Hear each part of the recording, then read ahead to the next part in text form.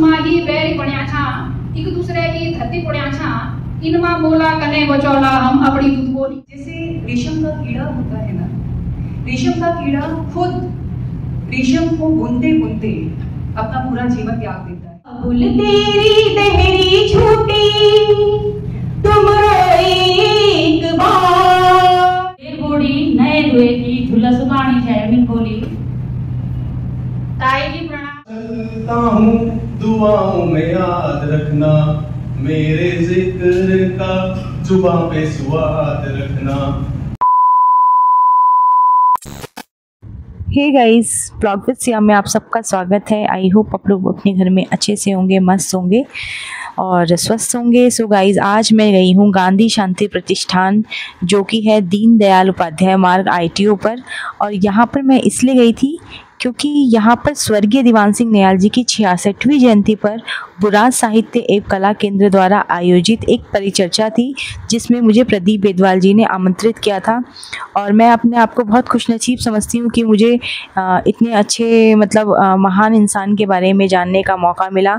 एक जो उत्तराखंड के राज्य आंदोलनकारी थे और साहित्य सेवी और संस्कृत प्रेमी थे, उनके बारे में मुझे जानने का मौका मिला।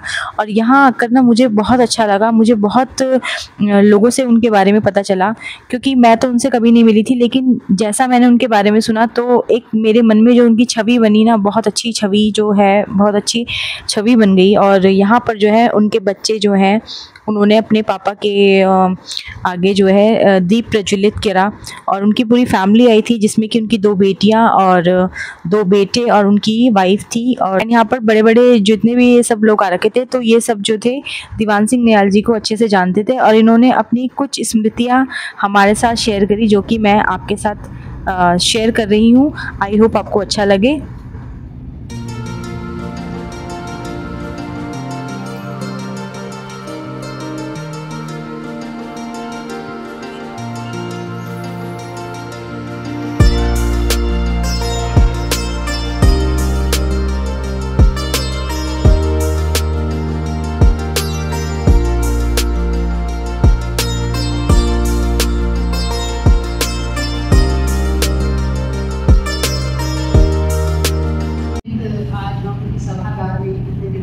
उपस्थिति में उनको नमन कर रहे हैं, उनको प्रणाम कर रहे हैं। एक ऐसे समाज सेवी जिनके बारे में जैसे बेदवाल जी कह रहे हैं कि 90% लोग यहाँ पे मौजूद ऐसे हैं जिन्हें उनके बारे में बहुत कुछ, उनके समाज सेवा के बारे में, उनका जो ध्येय था उत्तराखंड के उन्नयन के बारे में, वो सारी चीज़ें सबको पता है।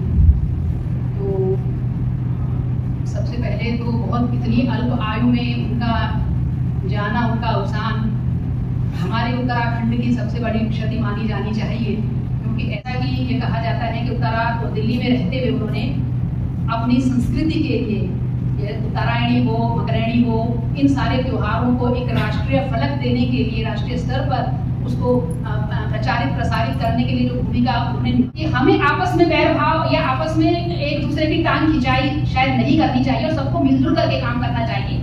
और वो प्रश्न ऐसे हैं कि गंभीरता से सोचने वाली बात है और गढ़वाली में है कविता, तो सारे लोग शायद समझ पाएंगे कि आपस में ही बैरी पड़िया छा, आपस में ही बैरी पड़िया छा, एक दूसरे की धरती पड़िया छा, इनमा बोला कने बचौला हम अपनी दूध बोली थे। आपस में ही बैरी पड़िया छा, एक दूसरे की धरती पड़िया छा, इनमा बोला कने बचौला हम अपनी दूध बोली थे।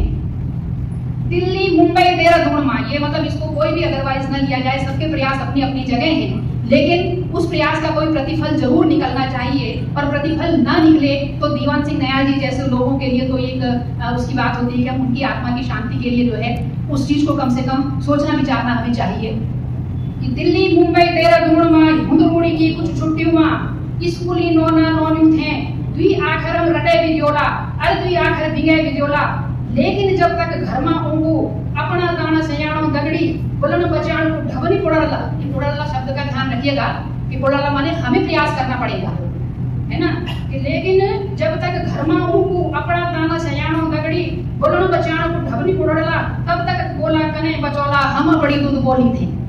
2 दिन की 4 दिन की छुट्टियों में जो है, गर्मी और उसकी छुट्टियों में जो है, बच्चों को हम सिर्फ क्लास के माध्यम से गढ़वाली सिखाना चाहें तो वो कितने गढ़वाली कुमाऊनी जौन सारी कक्षाएं लगती हैं, बहुत अच्छी बात है, एक जागरूकता तो आई है, उसका तो हमेशा ही सम्मान होना चाहिए, लेकिन उससे हासिल आगे कुछ नहीं होता है। हमारे नौनिहाल उसको कितना सीख पाएंगे, कितना कर पाएंगे, ये बात की बात होगी।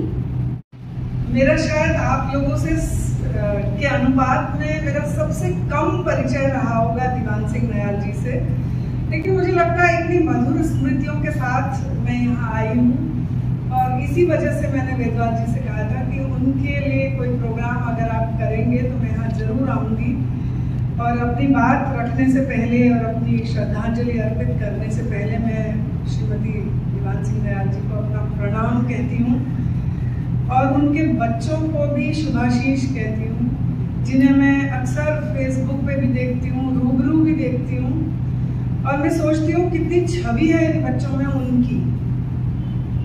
मैं 2009 में दिल्ली आई थी और मैं किसी को नहीं जानती थी और 2 साल दिल्ली ईस्ट में रही मैं और होते होते एक दिन मेरे को किसी ने कहा कि दीवान सिंह नयाल जी आए हुए हैं। मैंने कहा मैं तो नहीं जानती। उन्होंने कहा मैडम ये यहीं रहते हैं, आप इनसे मिलिए, ये आपके पहाड़ के व्यक्ति हैं। तो अंदर आए तो उन्होंने हाथ जोड़ते हुए कहा मैडम नमस्कार, और मुस्कुराता हुआ आदमी।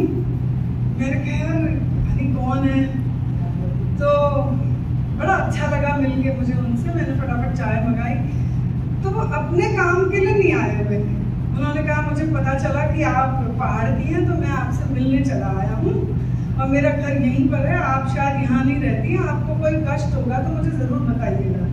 तब छोटी सी एक बात याद आती है, जैसे रेशम का कीड़ा होता है ना, रेशम का कीड़ा खुद रेशम को बुनते बुनते अपना पूरा जीवन त्याग देता है। उसी तरह से नयाल जी भी रहे होंगे, मैं उनसे कभी मिली नहीं, मुझे सौभाग्य प्राप्त नहीं हुआ, लेकिन मुझे लगता है कि नयाल जी वो रेशम का कीड़ा है जो हमारे समाज के लिए रेशम देकर इस दुनिया से पैदा हो गए। वो जो भाषा की बात करते हैं, जो बोली की बात करते हैं, हम लोग कर रहे हैं, उनका अगर ये सपना है तो देखिए कितना सुंदर वो सपना है कि हमारे बच्चे व्यक्तित्व विकास की पहली सीढ़ी है। लेकिन आज की डेट में हमने बचपन को भी ऐसा कर दिया है कि हम सोचते हैं बस अनुशासन की जो ग्रुप है ना पहली क्लास से पढ़ाई, क्योंकि आपको ज्ञानी लोग वो सब। तो कविता बहुत धैर्य से सुनते थे। यहाँ पे मैं बैठा करता था, यहाँ पे स्वर्गीय दीवान सिंह नयाल जी बैठा करते थे, यहाँ पे एन.के. तिवारी जी बैठते थे, यहाँ पे श्रीमान रमेश कांडपाल जी, वहां पे जोशी जी और वहां पे हरिशमन बिष्ट जी, और 3-4 किताबों का विमोचन का संचालन मैंने किया, यही किया। तो आज मुझे वो दिन भी याद आ रहे, वो पल भी याद आ रहे, मैठान जी भी हुआ करते थे, वो पल भी याद आ रहे। स्वर्गीय नयाल जी की बड़ी सुपुत्री बीना नयाल शिक्षिका है पेशे से, लेकिन लेखन में और खास तौर पे आध्यात्मिक लेखन में बहुत अच्छी उनकी अभिव्यक्ति है और ये नैसर्गिक है जो उनके पिता ने समाज के लिए किया है। साहित्यकार न होने के बावजूद भी साहित्य को प्रोत्साहन देना। तो मैं बीना जी से कहूंगा कि वो कविता या लेख जो भी उनके मन में आ रहा है अपने पिता की जयंती के अवसर पे वो कहें। श्रीमती बीना नयाल, एक बार ताली इस बिटिया के लिए, इसलिए इसने अपने पिता के मार्ग पे चलने का बीड़ा उठाया। तो बीना नयाल का सादर नमस्कार। आज की शाम आदरणीय प्रदीप कुमार वेदवाल जी ने यहाँ पे आयोजन की है और मेरे स्वर्गीय पिता के लिए आंखों में आंसू आ गए, क्योंकि 1 साल के बाद जो मैंने आयोजन हुआ था, हमारे परिवार ने किया था, उसके बाद 1.5 साल के बाद उन्होंने ये आयोजन किया है समाज की ओर से। उसके लिए मैं हृदय से अपनी पूरी फैमिली की ओर से आपका आभार व्यक्त करती हूँ और पूरे समाज से ये उम्मीद करती हूँ कि आगे भी अनवरत इसी प्रकार के आयोजन उनके नाम पे होते रहेंगे। मेरे पिता एक उदार व्यक्ति थे, बेहद सरल और विचारों से संपन्न। उन्होंने हमें कुछ सिखाया नहीं, हमने जो सीखा उनको देखकर सीखा। और आज मतलब माता पिता के रूप में हम देखते हैं, हम अपनी औलाद को सिखाते हैं बेटा ऐसा कर ले वैसा कर ले, बल्कि हम उसके अपोजिट करते हैं। लेकिन मेरे पिता ने अपने आदर्शों से, अपने आपसे हमें जो है सिखाया कि देखो बेटा ऐसा होता है आचरण। तो आचरण की शिक्षा मैंने अपने फादर से ली है। एक बात और मैं यहाँ पे बोलना चाहूंगी, मेरे फादर जब समाज के लिए कार्य करते थे, अपने आप को झोंक देते थे, निस्वार्थ भाव से कार्य करते थे, और उसमें वो भूल जाते थे कि मेरी फैमिली के पीछे है। और कभी जब वो बाहर से अंदर आते थे, कभी वो मतलब बात भी नहीं बताते कि आज समाज में ऐसा हुआ, वैसा, समाज को बाहर मतलब छोड़ के आते थे कि उन्होंने ऐसा किया वैसा किया। मैं अपनी लेखनी के माध्यम से आपके समक्ष रखना चाहती हूँ। सर अनुमति दीजिए। बाबुल तेरी देहरी छूटी तुम रोए एक बार, बाबुल तेरी देहरी छूटी तुम रोए एक बार, संग तेरा जो छूटा बाबुल मैं रोई 100 बार, बाबुल तेरी देहरी छूटी तुम रोए एक बार, संग तेरा जो छूटा बाबुल मैं रोई 100 बार। जब जब तेरी उंगली थामी मैंने पाया था आकाश, बादल भी करते मनोहर मेरे बुझाने प्यास। जब जब तेरी उंगली थामी मैंने पाया था आकाश, बादल भी करते मनोहर मेरी बुझाने प्यास। मुख्य रूप से आभार, धन्यवाद। हिंदी भाषा को मतलब कन प्रभाव पड़ी वही का वास्ता है कविता लिखी। सुबेर बोड़ी नए दुए की झूला सुखानी छे, सुबेर बोड़ी नए दुए की झूला सुखानी छे। मैं बोली ताई जी प्रणाम, कबर है दिल्ली बटी। गुड मॉर्निंग बेटा, कैसे हो? क्यों वही गढ़वाली दबो लय बोड़ी गड़ोई बिसर गए, गड़ोई मां नहीं बोल सकती, हिंदी क्यों पकड़ लगी तू? वह ऐसे ही बोलते हैं बेटा, अब जैसा देश वैसा देश। तो क्या करें बेटा, एक ओपरी का निराश हुई ये बोड़ी तय के वे यद दिल्ली जाके अपनी भाषा ही बिसर गई। बाबा सब दिल्ली जाना में धीरे धीरे सब अपनी बोली भाषा रीति रिवाज बिसर जान। देखा तुम मैं अभी वर्णानु रही हूँ और गढ़ों भविष्य विचार कर रहे हूँ, पर वे जाए कि मिथ है दौड़ लगी कि वाह अधजल गगरी छलकत जाए, कावत सही बैठ गया। लोग बोली भाषा क्या रीति रिवाज भी छोड़ी, मातृ शक्तियां बैठी हुई हैं, कोई इस बात का बुरा ना माने। अपने रीति रिवाज हमने वास्तव में छोड़ दिए हैं। अब कजनी बेटी बुआरी सकट चौथ भूली की, करवा चौथ रखनी छन, हड़तालिका का भूली की, हरेली तीज मनानी छन। ए भूलियों या को गुरु ने माना तुम कोई बात नहीं होते अपना उनते भी अपने लिया पर अपनो कहनो बिसरा तुम। अपनो त्योहार अपनी रीति रिवाज जरूर मनावा, अपनी भाषा में कवरी कवरी जरूर गावा। निथरे अभी बच्चों के समझ में आनी च, अभी बच्चों के समझ में आनी च, पर उनका बच्चों के समझ में भी नहीं आन। कि जब तुम बोलने नहीं जान, कि जब तुम बोलने नहीं जान, क्योंकि स्त्री की संस्कृति की धरोहर है, मेरा ऐसा मानना है। तो हर माँ को अपने घर में बच्चों के साथ अगर गढ़वाली में बात करें, गढ़ बोल तो बच्चों तैयारी गढ़ो पिता तो बैठ जाए कमाणो, तो माँ दे जो चे गढ़ो बोल के आना अपने बच्चों दौड़ी, तो हमारी बोली जो बची के रही तो 8वीं सूची माँ के बताया गया। लेकिन जब हम बोल रहे ना, अभी भी हम हिंदी में ही बोलना है। अगर हम गढ़ो में बोला अपनी गढ़ो प्रचारित कर तो ही 8वीं सूची में आना की जो संभावना है। मैं तुम मेरे से ज्यादा नहीं जानते दीवान को, मैं दीवान के गांव से लेकर घर तक की सारी हिस्ट्री जानता हूँ। उसके पास पैसा नहीं है, इसलिए सब दोस्त मिलकर के उसकी सबको मदद करते हैं, और पहली मदद मैं करता हूँ उसकी, और उन्होंने जाकर के पहली मदद उनकी तरफ से हुई। उसके बाद सारे मित्रों ने मिलकर के उनकी मदद की, तब हमने ये किया। मैं वेदवाल जी को उनके दोस्तों को भी इस बात के लिए बहुत बहुत बधाई देता हूँ कि आपने बड़े बड़े महापुरुषों के जन्मदिन तो बहुत मनाए, उनकी जयंती मनाई होती, लेकिन एक साधारण व्यक्ति की को याद करना, उनकी जयंती मनाना, ये बहुत बड़ी, यकीनन बहुत बड़ी बात है। की तमन्ना खिल उठे अपना चमन, हे जननायक तुमको नमन, हे जननायक तुमको नमन। बिना चो बीच बाजार, दीन गुणे की कुछ भी नीचा, दीन गुणे की सब तैयार, अब अपनी बन गए सरकार, तुम भी नाचो बीच बाजार। आदरणीय न्याल जी के बारे में मुझसे पूर्व वक्ताओं ने बहुत सारे विषय में बात की और मेरे पास भी उनकी बहुत सारी यादें हैं। मेरा उनका 2010 में मेरा उनसे परिचय हुआ था और बहुत कम समय में बहुत सारी चीज़ें जानकारियाँ मुझे उनसे मिलती थी।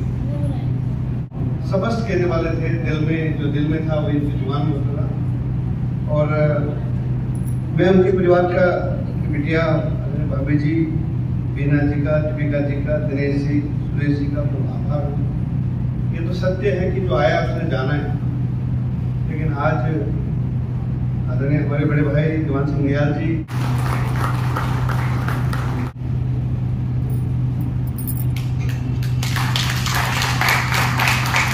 बीना नयाल ज्येष्ठ पुत्री हैं।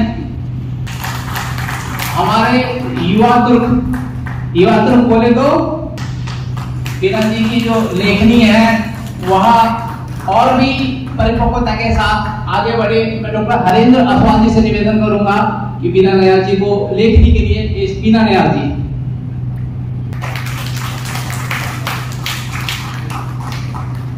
धन्यवाद। बड़े बड़े धनपतियों के बीच, बड़े बड़े पहलवानों के बीच और अपने पहाड़ समाज के भी बड़े बड़े खिलाड़ियों के बीच भी अगर उस व्यक्ति को टिकट मिली है तो किसी की सिफारिश से नहीं, उसके व्यक्तित्व से, उसके गुणों से, जनता के बीच उसकी लोकप्रियता से और उसकी भावना से। तो पुनः उनको याद करते हैं और नयाल जी को अपनी हार्दिक श्रद्धांजलि अर्पित करता हूँ। उम्र के साथ आप का रिश्ता रहेगा जिसको बहुत कम लोग महसूस कर सकते हैं। उनका वो व्यक्तित्व था जिसमें अप्रक्त तो कूट कूट के भरा हुआ था। और आज के इस कार्यक्रम में जहां गांधी शांति प्रतिष्ठान में उपस्थित आप सभी अलग अलग स्थानों से पहुंचे स्वर्गीय श्री दीवान सिंह नयाल जी के चाहने वाले लोग, आप सभी को नमस्कार। कार्यक्रम की अवधि में बहुत से वक्ताओं ने अपने विचार स्वर्गीय श्री दीवान सिंह नयाल जी के बारे में रखे और उन विचारों के माध्यम से और थोड़ा बहुत आदरणीय बड़े भाई साहब प्रदीप वेदवाल जी के जरिए जो नयाल जी के बारे में जानने को मिला, उससे मुझे लगा कि इस कार्यक्रम में आज आना सार्थक रहा। मेरे पिता की स्मृति में आयोजित इस कार्यक्रम को सुना, उसके बाद मैं बुरास साहित्य कला का भी धन्यवाद करता हूँ कि उन्होंने ये आयोजन। अच्छा चलता हूँ दुआओं में याद रखना, मेरे जिक्र का जुबां पे स्वाद रखना, दिल के संदूकों में मेरे अच्छे काम रखना, चिट्ठी तारों पे भी मेरा तू सलाम रखना। अंधेरा तेरा मैंने ले लिया तेरा, मेरा उजला सितारा तेरे नाम किया, चन्ना मेरे या चन्ना मेरे या लोग सदन वर्तते। MP बन करके भी हमारे निठल्ले 10 साल से पहाड़ से लेकर दिल्ली में बैठे, कोई किसी की हवा में आ जाता है गले घोड़े की तरह जीत करके। लेकिन मैं कहता हूँ कि नयाल जी अगर 2 बार हारे भी हैं तो नयाल जी उस समय कांग्रेस का टिकट ले जिस समय जैसे की बात आई कांग्रेस का सूर्य टॉप पे था। पिछली 2 बार से तो कांग्रेस को दिल्ली में चुनाव लड़ने वाले ही नहीं मिल रहे, पकड़ पकड़ के ला रहे, कभी प्रेस वाले को पकड़ा, कभी बकरी वाले को पकड़ा। तो दीवान सिंह नयाल के बराबर न तो राजनीतिक व्यक्तित्व हो सकता है, दीवान सिंह नयाल के बराबर न तो सामाजिक व्यक्तित्व हो सकता है, दीवान सिंह नयाल के बराबर संवेदनशील व्यक्ति, पहाड़ के हित की बात। और हम कहते हैं कि हिमालय एक साथ विराट पर्सनैलिटी थी दीवान सिंह नयाल, एक विराट व्यक्तित्व जो बोलते हैं तो बोल्डली, परवाह नहीं है, सिला की है कोई और है उनका नहीं, वो सीधी बात करते थे अपनी। और हमने कहा पॉलिटिकल कार्यकर्ता होने के बाद भी उत्तरायणी में अगर भगतदा बैठे तो भगतदा की पड़ोस में बैठ के नहीं तो उन्होंने एनर्जी नहीं की, क्योंकि जो हिमाचल और कश्मीर से हम पहाड़ियों को यही सीखना है। हमारा राजनीतिक चुनाव। आशा करती हूँ आपको ये वाला जो वीडियो है मेरा बहुत पसंद आया होगा। अगर आपको ये वीडियो अच्छा लगे तो प्लीज़ वीडियो को लाइक शेयर सब्सक्राइब ज़रूर करें और मेरी तरफ से स्वर्गीय दीवान सिंह नयाल जी को शत शत प्रणाम। नमस्कार।